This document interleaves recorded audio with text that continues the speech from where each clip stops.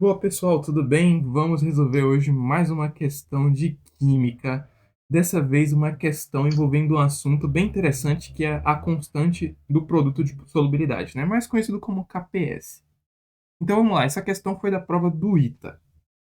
Uma solução aquosa saturada em fosfato de estrôncio está em equilíbrio químico a temperatura de 25 graus Celsius. A concentração de equilíbrio do íon estrôncio nesse sistema é de 7,5 vezes 10 a menos 7 mol por litro. Considerando que ambos os reagentes, água e sal inorgânico, são quimicamente puros, assinale a alternativa correta com o valor do pKps a 25 graus Celsius do eh, fosfato de estrôncio. Dados KPS constante de produto de solubilidade. Pessoal, a primeira coisa que a gente precisa lembrar ou saber é que o pKps na química é o menos logaritmo do KPS. Então, a gente vai precisar usar isso daqui, tá? Para encontrá-lo, que é a solicitação da questão. Agora, a gente precisa montar a equação de solubilidade para entender como que o fosfato de estrôncio ele vai interagir com a água. Então, é bem tranquilo, tá? A gente vai colocar aqui SR3 PO42, que é a fórmula do fosfato de estrôncio, tá? Vai fazer a operação de solubilidade aqui, solubilização, né?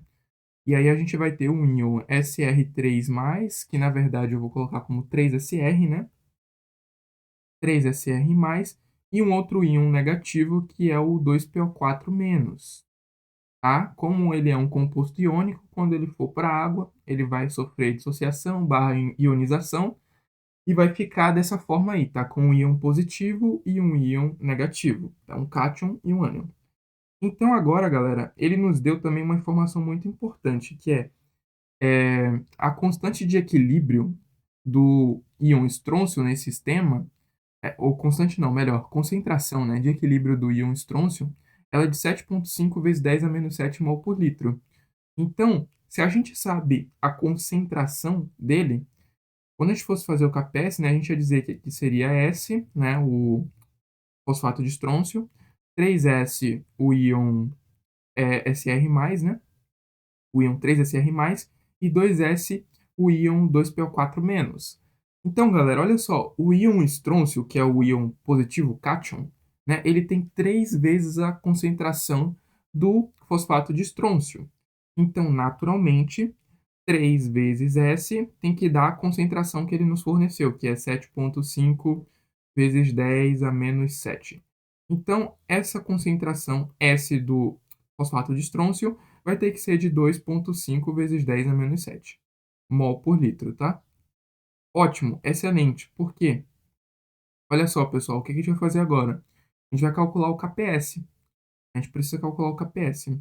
O KPS, ele vai ser naturalmente o produto, né, das concentrações dos íons. Como a gente está trabalhando com um sal sólido, né, um sal deve ser sólido, então a gente não precisa se preocupar com nenhum tipo de denominador, tá? É só os numeradores mesmo. O denominador ele vai ser igual a 1.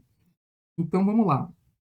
A gente vai ter então, pessoal, a concentração do íon do cátion Sr+, que é 7,5 vezes 10 a menos 7. Isso daqui vai ter que estar elevado ao cubo, tá? Vezes a concentração do íon 2PO4-. E a gente descobriu que vai ser o dobro da concentração do fosfato de estrôncio. Ou seja, se a concentração do fosfato de estrôncio é de 2,5 vezes 10 a menos 7, então vai ser 5 vezes 10 a menos 7, isso aqui elevado ao coeficiente estequiométrico, tá? Eu esqueci de falar disso, mas a gente precisa levar essa concentração ao coeficiente estequiométrico daquele íon, tá? No caso do íon estrôncio, vai ser o 3, e do PO4-, que é o íon fosfato, vai ser 2. Beleza, agora é só calcular, pessoal. Esse KPS, ele vai dar o seguinte, tá? Eu vou ter que usar a calculadora aqui, porque é um número grande para não ficar muito extenso. Vai dar aproximadamente, pessoal, 422 vezes 10 a menos 21, o íon, opa, aqui pronto, 21, o íon estrôncio, tá? Vezes 25 vezes 10 a menos 14, que é o íon fosfato.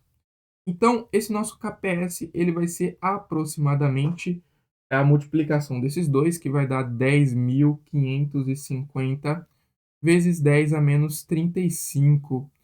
Galera, eu vou colocar isso aqui em notação científica, tá? Um negócio bem tranquilo de se fazer e também simplifica a nossa vida.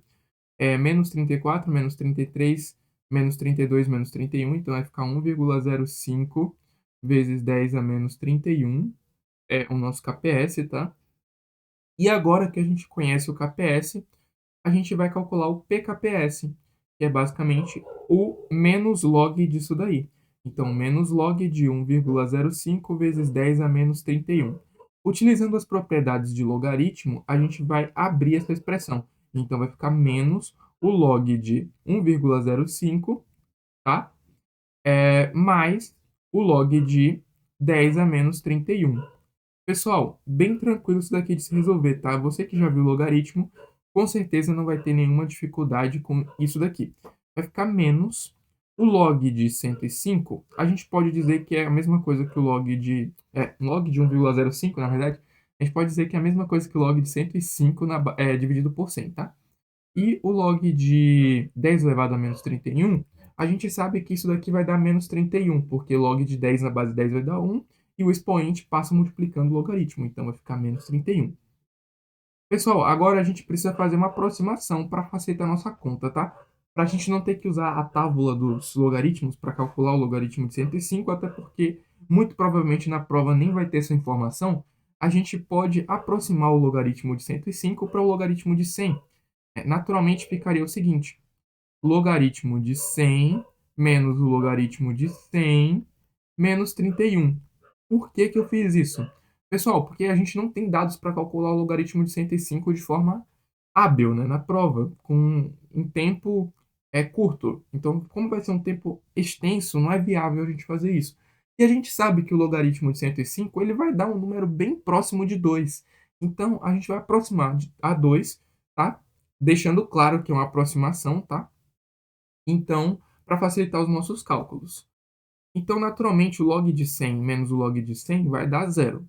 Então, a gente pode cortar e a gente vai descobrir que o PKPS finalmente vai dar aproximadamente, tá? Deixando claro que é um valor aproximado de 31.